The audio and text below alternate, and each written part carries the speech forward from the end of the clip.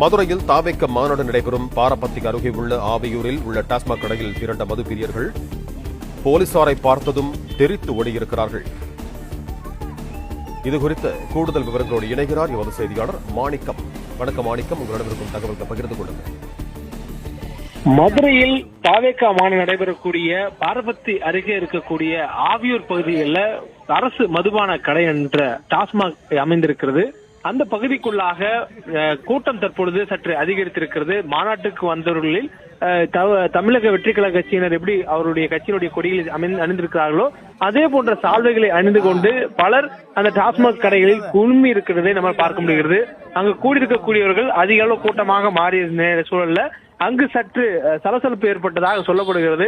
இதனையடுத்து அந்த சலசலப்பு தகவல் அறிந்த காவல்துறையினர் அந்த ஆவியூர் பகுதியில் இருக்கக்கூடிய டாஸ்மாக் கடைக்கு வந்ததாக சொல்லப்படுகிறது. இதனை அடுத்து காவல்துறையினர் வருவதை பார்த்த அங்கு குழுமி இருக்கக்கூடிய மது பிரியர்கள் உடனடியாக தலை தெறிக்க அந்த இடத்தை விட்டு தெரித்து ஓடி இருக்கக்கூடிய சம்பவம் நடந்திருக்கிறது. அங்கு ஒரு சலசலப்பு ஏற்பட்டதாகும். அதே நேரத்தில் 12 மணிக்கு தொடங்கக்கூடிய கடையில 1 மணி அளவிலேயே, அதாவது நண்பகல் 1 மணி அளவிலேயே கடையினுடைய பெரும்பாலான ஸ்டாக்குகள் தீர்ந்து விட்டதனால் கேட்கக்கூடிய பிராண்டுகள் இல்லை என்பதனால சற்று அவர்கள் வாக்குவாதம் செய்ததாக சொல்லப்படுகிறது. இதனை அடுத்து அங்கு கூட்டம் நீண்ட நேரமாக ஒன்றின் பின் ஒன்றாக அடுத்தடுத்து நபர்கள் வருவதனாலும் அங்கு மது வாங்கக்கூடிய